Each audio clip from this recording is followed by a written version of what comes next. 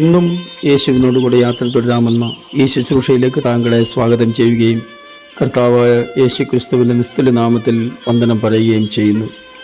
ജീവിതത്തിൽ കർത്താവിനെ കണ്ടുമുട്ടുന്നതും കർത്താവിനോട് കൂടെ ഇരിക്കുന്നതുമൊക്കെ ഭാഗ്യകരമായ അവസ്ഥയാണെന്ന് ചിന്തിക്കുന്നവരാണ് നമ്മൾ. എന്നാൽ കർത്താവിനെ കണ്ടുമുട്ടിയതിന് ശേഷം നമ്മുടെ ജീവിതത്തിൽ ഏതെങ്കിലും നിലയിലുള്ള പ്രയാസങ്ങളും പ്രതികൂലങ്ങളുമൊക്കെ ഉണ്ടാകുമ്പോൾ ചിലർക്കെങ്കിലും വല്ലാതെ ഭാരപ്പെടാൻ തുടങ്ങും. എന്തുകൊണ്ടാണ് എനിക്ക് ഇങ്ങനെ സംഭവിച്ചത് എന്നൊക്കെ സ്വയം ചോദിക്കാൻ തുടങ്ങും. തന്നെയുമല്ല, മറ്റു പലരും അവരെ നോക്കി ചില ചോദ്യങ്ങൾ ചോദിക്കാൻ സാധ്യതയുണ്ട്. ഇതൊന്നും നമുക്ക് നിർത്താൻ കഴിയില്ല. എങ്കിലും ഒരു കാര്യം നമ്മൾ ഉറപ്പിക്കേണ്ടിയിരിക്കുന്നത്, യേശു കൂടെയുള്ളപ്പോൾ നമ്മൾ ആകെ ശ്രദ്ധിക്കേണ്ടതും നോക്കേണ്ടതും കർത്താവിലേക്ക് മാത്രമാണ്. അതിന് ശ്രമിക്കാം. തുടർന്നുള്ള ചിന്തയ്ക്കായി വിശുദ്ധ യോഹന്നാൻ്റെ സുവിശേഷം 11-ാം അധ്യായം 32-ാം വാക്യം വായിക്കട്ടെ. യേശു ഇരിക്കുന്നിടത്ത് മറിയ എത്തി അവനെ കണ്ടിട്ട് അവൻ്റെ കാൽക്കൽ വീണു. കർത്താവേ, നീ ഇവിടെ ഉണ്ടായിരുന്നെങ്കിൽ എൻ്റെ സഹോദരൻ മരിക്കില്ലായിരുന്നു എന്ന് പറഞ്ഞു. കഷ്ടങ്ങളിൽ സങ്കടപ്പെടാത്തവരും ദുഃഖിക്കാത്തവരുമായി ലോകത്തിൽ ആരും തന്നെ ഉണ്ടാവില്ല. കഷ്ടങ്ങളിലൂടെ എന്തെങ്കിലും നേട്ടമുണ്ടാക്കാമെന്ന ചിന്ത സ്വാഭാവികമായിട്ട് നമ്മളിൽ ഉണ്ടാകാൻ സാധ്യത കുറവാണല്ലോ. എന്നാൽ ഏതുതരം നഷ്ടങ്ങളിലേക്കും കഷ്ടങ്ങളിലേക്കും മനുഷ്യൻ കൂപ്പുകുത്തുമ്പോഴും അവരവരുടെ ഹൃദയങ്ങളിൽ പ്രതീക്ഷയുടെ വലിയൊരു ഉറപ്പ് രൂപാന്തരപ്പെടുത്തുവാൻ അവനവന് കഴിയുമെങ്കിൽ തുടർന്നുള്ള ദിനങ്ങളിൽ നമ്മുടെ വിശ്വാസ ജീവിതത്തിന് നിശ്ചയമായിട്ടും വലിയ വ്യത്യാസമുണ്ടാകുമെന്നത് ഞാൻ നിങ്ങളെ ഓർപ്പിക്കുകയാണ്. കർത്താവിൻ്റെ സ്നേഹിതനായ ലാസർ മരിച്ചുപോയി. 4 ദിവസമായി.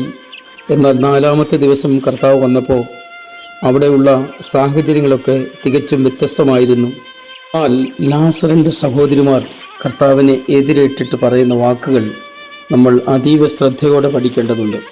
അതായത്, കർത്താവ് കൂടെ ഉണ്ട് എന്ന് ഉറപ്പുവരുത്തി ജീവിക്കേണ്ടതായ പ്രിയപ്പെട്ടവർ കർത്താവിനെ നഷ്ടമാക്കുമ്പോൾ, അല്ലെങ്കിൽ കർത്താവിൻ്റെ അസാന്നിധ്യം അവരുടെ ജീവിതത്തിൽ വെളിപ്പെടുമ്പോൾ ഉണ്ടാകുന്ന പ്രതിസന്ധികൾ വലുതാണ്.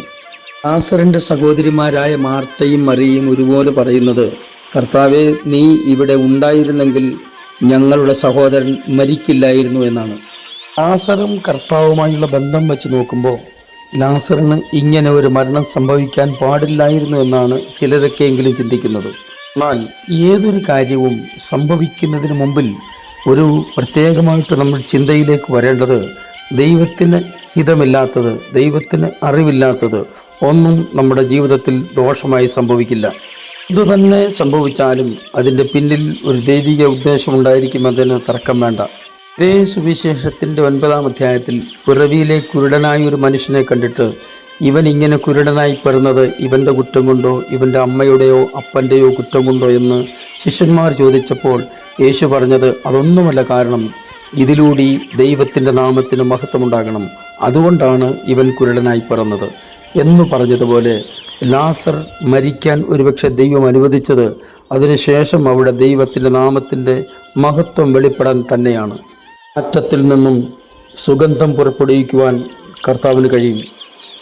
ഏത് അവസ്ഥയിലും ദൈവത്തിന് നമുക്ക് വേണ്ടി പ്രവർത്തിക്കാൻ കഴിയും. മാർത്തയോടും മറിയയോടും കർത്താവ് പറഞ്ഞ ഒരു വാക്കുണ്ട്, അത് നമ്മൾ ശ്രദ്ധിക്കണം. അതായത്, വിശ്വസിച്ചാൽ നീ ദൈവത്തിൻ്റെ മഹത്വം കാണും എന്നുള്ളത്. മരണത്തിൻ്റെ മുമ്പിലോ അങ്ങനെയുള്ള ദുഃഖത്തിൻ്റെ തീവ്രത അനുഭവിച്ചുകൊണ്ടിരിക്കുന്നവരോ ആയിരിക്കില്ല ഒരുപക്ഷെ ഇത് കേൾക്കുന്നത്.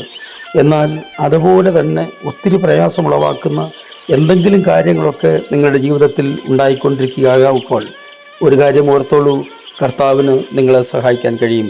ഞാൻ നിങ്ങൾക്കൊണ്ട് പ്രാർത്ഥിക്കുന്നു. സ്വർഗീയ പിതാവേ, എൻ്റെ എല്ലാ പ്രിയപ്പെട്ടവരെയും അങ്ങയുടെ കരങ്ങളിലേക്ക് ഏൽപ്പിച്ച് അനുഗ്രഹിച്ച് പ്രാർത്ഥിക്കുന്നു.